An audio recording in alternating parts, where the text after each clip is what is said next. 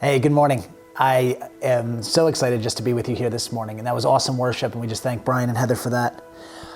The other day we were actually in the church, and I met my parents here, and we were having dinner. And what was so crazy was my kids got up and they from dinner, and they just started kind of running around the table, and I was trying to talk to my parents, and they were just acting like nuts, right? So in my mind, I said to myself, I hate this, right? I hate that my kids aren't behaving. I hate that they're just kind of doing whatever they want. I hate that they don't ask permission to get up from the table. And then that's when I realized, I was like, oh my goodness, I've created this. I'm the one. The reason why they're acting nuts is because I've allowed them to act nuts. So I said to them, hey guys, hey, from now on, I want you guys to ask before you get up from the table. And I want you to ask permission for what it is that you're doing while we're eating. And they said, okay. And ever since then, it's just been fine. They've remained seated and it's been good. And the Lord showed me something. I heard a phrase that said, whatever you tolerate, you help create. I want to say that again. Whatever you tolerate, you help create. Do you guys remember maybe being back in school when somebody would be bullied? And the reason why somebody's bullied is because they tolerate being bullied. Certain things shouldn't be tolerated. And people should stick up for themselves, and people should speak up. And I want to talk to you guys today about what I feel like the Lord is saying. Whatever you don't confront today will get bigger tomorrow. You know, the snake in the garden actually is a dragon by the end of the book. Whatever we don't confront today will get bigger tomorrow. And you actually give permission to have a future that you don't want. And a lot of times, like I did with my children, we end up saying things like this, well, I can't believe this is happening, or I can't believe this happened.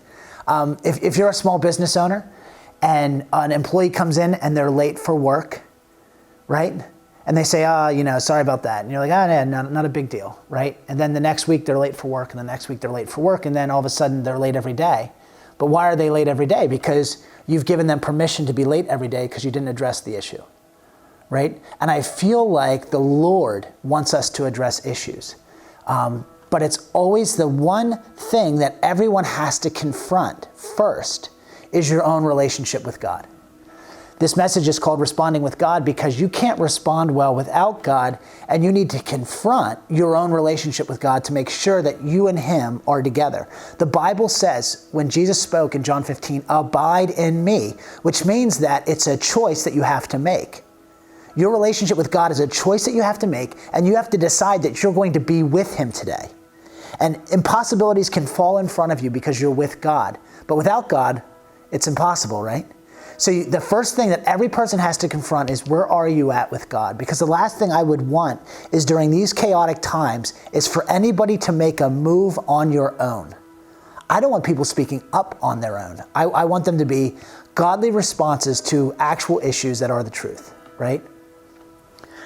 Today I want to go over a story with you, and it's something that is kind of tricky because David is an incredible Bible hero, right?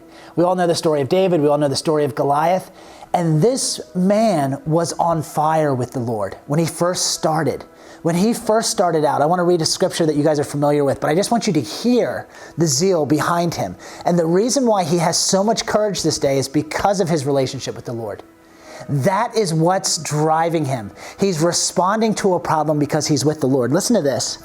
This is 1 Samuel 17, 41 through 50. Then the Philistine came on and approached David with the shield bearer in front of him. This is Goliath, right? When the Philistine looked and saw David, he disdained him, for he was but a youth and ruddy with a handsome appearance. And the Philistine said to David, am I a dog that you come to me with sticks? And the Philistine cursed David by his gods. The Philistine also said to David, come to me, and I will give your flesh to the birds of the sky and the beasts of the field. Now, I don't know about you, but when I was like 14 and there was some big dude telling me that he was going to serve my flesh up to the birds of the air, that's kind of intimidating. And that's a big problem. And I have no idea what kind of relationship David had with God, but we're about to see it in action. Listen to what he says.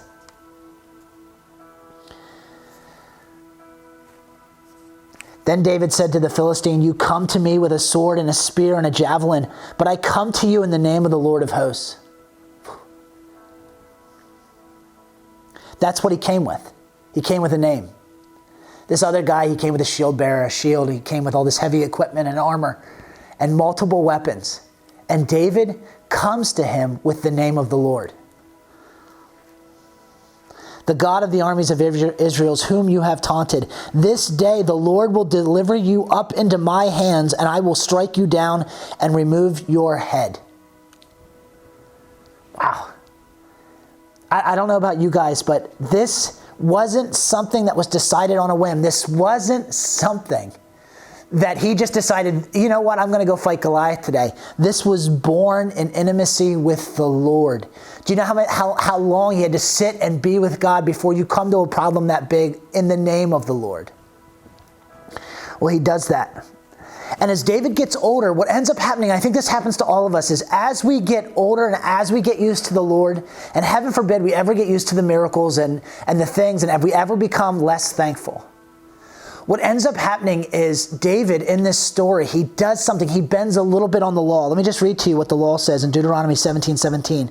And David knew the law, but this is what it says.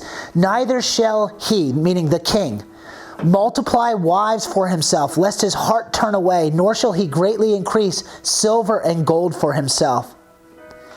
David had 8 wives that we know about. There's another sentence after that that said he accumulated many wives when he goes into Jerusalem, and he had concubines. We don't know how many. But what ended up happening with David and the Lord is that courage and that zeal that he once had begins to wane on the back part of his life. In chapter 12, Nathan goes and he rebukes David for what he did with Uriah and Bathsheba and how he went behind one of his loyal soldiers' backs and destroyed a relationship. In chapter 13, David has multiple children with multiple wives. And one of them's name is Absalom. And that name is important. Let me say it again, Absalom, because that's the main character, one of the main characters of the story. He's one of David's sons. And another son named Amnon ends up raping one of the daughters of David. Absalom is furious and he takes Tamar, who's the daughter's name, and Tamar comes and lives with Absalom. And Absalom waits 2 years before he takes revenge and kills Amnon. And here's the hard part. The man who stood in front of Goliath and said, today I'm going to cut off your head, isn't confronting his own family, isn't confronting his own children. He doesn't even confront the fact that his daughter was raped. Something has happened in the life of David. David all of a sudden doesn't like confrontation. And can I say this? What keeps most people back is they're not willing to face or confront the problems they have in their own life. And a lot of people want to address the problems that are on the earth, but aren't willing to address the problems they have in their very own life. And so then in chapter 13, you see the revenge of Absalom, and he kills Amnon. And so now David's son is dead. And David he's had a daughter raped and a son murdered. And he still doesn't confront. Absalom runs, but Joab, David's general and right-hand man, convinces Absalom to come back into the city. But David still won't see him. But he misses him. Listen, Absalom is David's favorite son. And he really misses him. So in the midst of not confronting Absalom, what ends up happening is Absalom begins to scheme on David. And he begins to go around, and this guy was a handsome guy. The Bible talks about his hair and how he looked, and he was the most handsome. And he goes around and he talks to people, and he says, my father is not a man of justice. I will give you justice. Because back then the kings acted as judge. And the very thing that he felt burned and that was not confronted, he felt like his father did not give justice to Tamar. He goes around and tells the entire country and all the different tribes that David will never give you justice. I will. If I'm your king, I'll give you justice. So because David did not confront Absalom, the problem is getting bigger and bigger. Before too long, what you end up seeing is Absalom actually approaches Jerusalem with an army of Israelites to actually kick David out. Now, here's the kicker. If I'm king and my son approaches the castle with my own people to overthrow me, I'm going to confront him right there on the steps. But what David does is he slips out the back door. Somewhere along the line, and it was probably out of a lack of intimacy. And guys, we often don't view David. David wrote the Psalms like he's a biblical hero. So we tend to always look at him as a hero. But the back part of his life, I'm not trying to say David wasn't a big deal. He was. But the back part of his life absolutely falls apart. And I don't know about you. I don't want the back part of my life to absolutely fall apart because I lack intimacy with the Lord. And I'm not willing to confront what I need to confront in my life right now. and have what I'm not confronting get bigger and actually swallow up my future. That would be a terrible thing. What David could have done is the same thing he did with the Goliath, that he approach him right there on the steps and say, did you not know that I am God's anointed? Did you not know that I am God's chosen? He has chosen me this day. For you to come against me, son, is for you to come against the living God. He doesn't do that, though, because he doesn't see that. He sees himself as a failure, and he slips out the back, and he takes a few people with him. He gathers up his mighty men, and they run, right? And they're running, and they're trying to get over the river Jordan and out of Israel. And they come across somebody. And I want to read it to you in 2 Samuel 16, 5 through 13. If you guys don't know who King Saul was the king before David. And what typically happens after a king dies is that the next king goes around and kills all of that king's ancestors so that they don't try to overthrow them. David doesn't do that. Now, some ancestors did die, but it was people who David didn't command for that to happen. But Saul and Jonathan died on the battlefield, right, with the Philistines. And David had the opportunity to kill Saul time and time again, and he doesn't. So David's kind of the hero when it comes to that. So you know what's so interesting is when we're in trouble, we often have intimacy with the Lord. But you know what I believe God's calling us to this in this season? Is not just to have intimacy while we're in trouble, but to have intimacy when things are going well. And not let it slip. 2 Samuel 16, 5 through 13. When King David came to Bahurim, behold, there came out from there a man of the family of the house of Saul. So this is a relative that was left, that was related to Saul. His name was Shimei, the son of Gera. He came out cursing continually as he came, and he threw stones at David and at all the servants of King David, and all the people and all the mighty men were at his right hand and at his left. And thus Shimei said when he cursed, get out, you man of bloodshed and worthless fellow. Now, I don't know if you guys know this about 1 and 2 Samuel, but 1 and 2 Samuel were written in a way that you'd understand that David was not a man of bloodshed.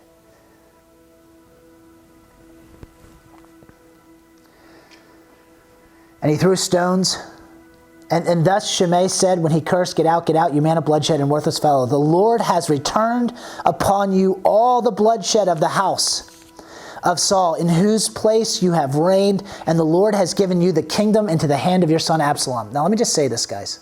That's not true.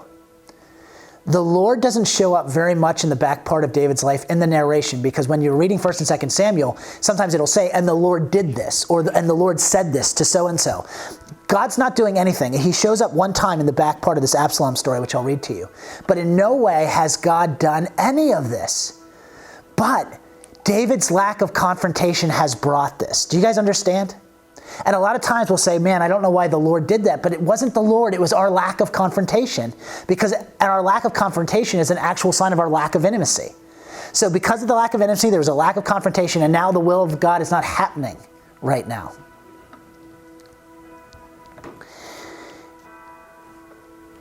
And the Lord has given the kingdom into the hand of your son Absalom, and behold, you are taken in your own evil, for you are a man of bloodshed. That's not true.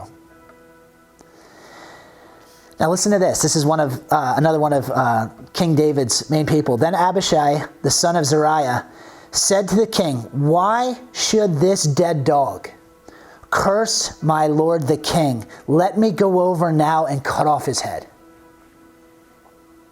But the king said, what have I to do with you, O sons of Zeruiah? If he curses, and if the Lord has told him, curse David, then who shall say, why have you done so? Then David said to Abishai and to all his servants, behold, my son who came out from me seeks my life. How much more now this Benjaminite?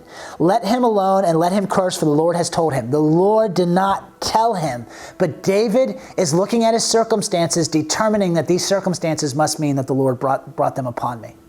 And it's not true.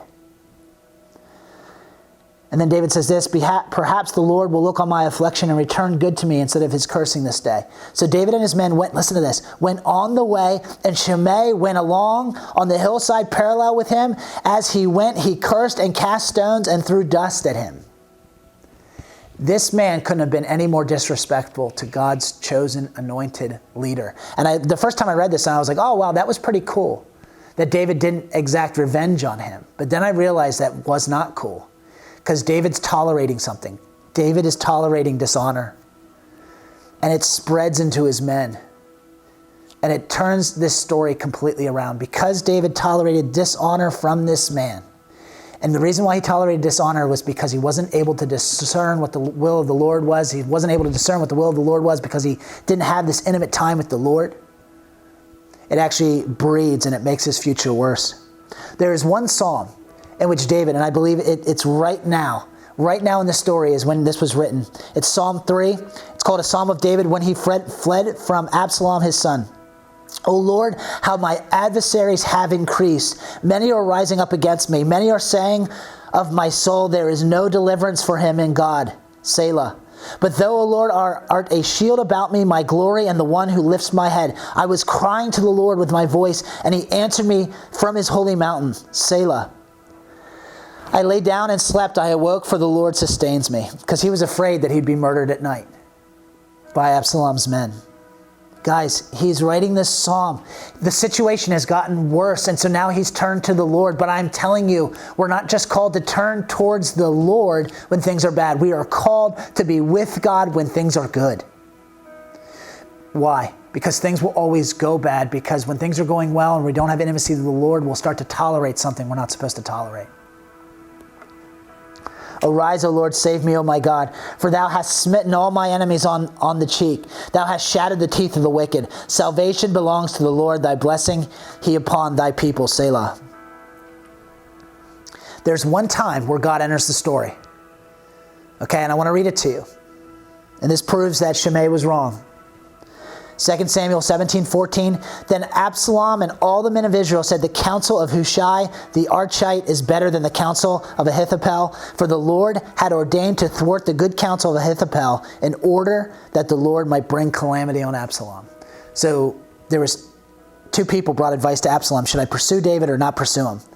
And the Lord persuaded people to actually take the wrong advice. And so now you're going to have a confrontation, and the confrontation is between Absalom, who's pursuing David, right, and David's men, who have now turned to fight. David's not about to fight, and he doesn't go into battle, which, again, guys, David as a king was not afraid of battle. But towards the end of his life, in this battle against Absalom, he stays back. And the people told him to stay back. But man, there's something, like, what happened to David's zeal? It doesn't show up in this story. This is what he tells his generals. He's got 3 teams and 3 generals, and this is what he tells them. And the king charged Joab and Abishai and Hittai, saying, deal gently for my sake with the young man Absalom. And all the people heard when the king charged all the commanders concerning Absalom. What's David saying? Bring my son back alive. Don't kill Absalom. You know that old saying that anything that hangs from a tree is cursed. Absalom's riding his mule, and he's going through these woods, and his neck gets caught in an oak tree.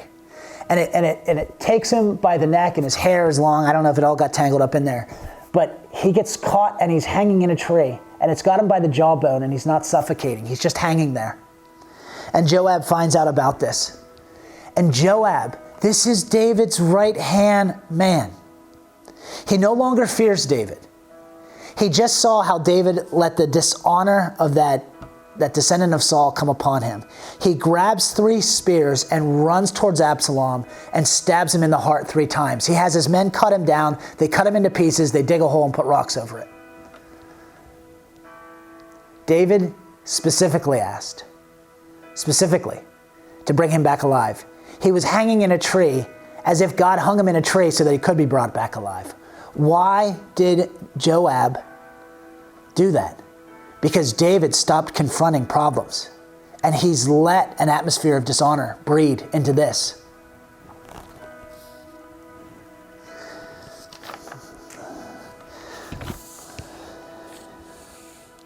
What ends up happening towards the end of the book, and I could read it to you, let me just tell you what it says. Joab approaches David and says, your son's dead. Right? David begins to grieve and mourn and weep and cry, and he just can't get over the fact that his son's dead. And Joab says to him, he says, hey, buddy, all your other sons and all your other wives and all your other people who were loyal to you unto death stand in front of you, and they're alive. And we're all ready to leave you because you care more about that traitor than you do us. David's back end of his life, man, I don't know where the zeal went. I don't know where the courage went. But guys, I've done my own reflection on my own heart, and it's like, do I have the same zeal? Do I have the same courage that I once did in the Lord? Am I as bold now than I've ever been? No. Do I need to be? Absolutely. Especially during this time. And I want to just talk to you guys about what it says in Ephesians 5:11 through 13. It says, and do not participate in the unfruitful deeds of darkness. But listen, but instead even expose them. For it is disgraceful even to speak of the things which are done by them in secret. But all things become visible when they are exposed by the light. For everything that becomes visible is light. So here's what you and I are called to do. During this time and during the coronavirus, I've been concerned about a few things. Let me just tell you what the first thing is. I've been concerned about people's health and making sure that people are healthy and that they're safe. The second thing I've been concerned about is authority and making sure that to the best of my ability that I could obey it. The third thing I've been really concerned about is unity and making sure that as a congregation that we can keep unity together. And the fourth thing, but it's probably the most important, is truth. Truth is one of the most important things that we need to pursue during this time. And what's actually true. Guys, we live in a time where nobody trusts any information anymore. And there's two narratives out there. There's a Republican narrative and a Democratic narrative. And we've got to get past that. It's not about political party. It's about the truth. What is really going on? And we have to speak up. We have to speak up. Because for you to know something about this virus or about the laws that are being made and not speak up if you know better, that's actually to participate in darkness. So I'm asking you guys, man, have intimacy with the Lord, but be bold and speak up. If people are really in trouble, if people's health is really at risk, speak up to it, right? If laws are being broken, if the Constitution as you know it is not being fulfilled, then speak up to it. If you're a cop, man, speak up. If you're in the health field and there's some things going on that you don't agree with, you got to speak up. Jesus Christ died so that we would know the truth. Certainly we could speak up if we see something going on. So at first, I got to tell you guys, I was angry and I really, really just wanted things to go back to normal. I'm well beyond that. I just want to know the truth. And some things that have just concerned me, and I'm just going to speak up to them if that's okay, if I could just have permission. Some things that have really concerned me is, number one, I totally understood slow the spread of the coronavirus. And when something comes and we don't understand it, it makes sense to shut everything down. It makes sense to keep people safe. But somewhere along the line when they went to stop the coronavirus, that doesn't make sense to me. That's like saying, let's stop the flu or stop the common cold. We've never figured out how to do it. The second thing, the way they have accumulated cases. It's almost as if we keep adding numbers upon numbers, as if the virus doesn't go away after 2 weeks. And so for the last 2 months, what we've seen is an accumulated average of people who've had the coronavirus. But that doesn't let us know how many people currently right now have the coronavirus. And the whole flatten the curve system that kind of went away, and we were just, I don't know if you saw any charts, but they just kept accumulating. Just recently in the past week, I've now begun to see charts where they're actually tracking the curve. I'm not presuming to know motive. I'm not presuming to know what's going on. I just want to understand the truth. I've heard and have had it verified that now the coronavirus, hospitals and ambulance companies are receiving money based on how many COVID victims that they treat. The fact that that's financed, that concerns me. It concerns me a lot. It lets me know that I probably can no longer trust the numbers. And listen, if a company's going out of business, right, because they don't have any patients, and all of a sudden you offer money and then there's a huge but you only get to use the money if they're COVID, that's a real hard moral situation to put somebody in. I don't know if you guys have ever seen the news, but when they show pictures of victims, it's people in hazmat suits and dead bodies. So if I say coronavirus and show you dead bodies, coronavirus and show you dead bodies, what about the people that aren't dead? What about the people that recovered? What about the people that are doing fine? What happened to the recovery numbers? Where did they go? They just kind of disappeared once they got a little bit too high. Why weren't we excited when the USC and Stanford studies came out that reduced the death rate based on all the people that had antibodies? It reduced the death rate down to 0.1% to 0.2%. Why didn't we celebrate that as a nation? Why aren't we celebrating good news when it's found out? I just don't understand. I'm not presuming to know motive. I'm not here to tell you, oh, because this, because of that, because that. I don't know. All I know is I have questions. I'm a pastor, and guys, this concerns me. I've had nobody ask for prayer. I mean, nobody ask for prayer because of the virus. I'm just speaking up as a pastor. That means that I don't know anybody who knows anybody who has the virus. Or at least they haven't asked for prayer. And so I simply say all that stuff because, man, I've got questions about the truth. And I'm okay to speak up about it. And if anybody wants to correct me or send me a personal message and say, hey, actually, please, like if it's truth, I want to know what it is. I'm not trying to stand with a political party and wave a flag and say, this is the narrative I believe in. I don't want a narrative. I want to know what the truth is. And as Christians, we're called to know what the truth is. And I have a lot of questions that nobody can answer yet. So if you can't answer any of the questions that I brought up, I'd love to hear the answer. But I love you guys. I'm still concerned about people's health and safety. I'm not flushing any of that down the toilet. I'm still concerned about unity. I'm still concerned about coming under authority. But I am concerned with the truth and that we would know it. Because if we don't know the truth, what we tolerate today will create a monster tomorrow. And I don't want to hand off a future to my kids that I helped create. I want to make sure I did everything I possibly could in speaking up. If that's all right with you guys. I love you. I miss you. I can't wait till we get back to where we all get to see each other.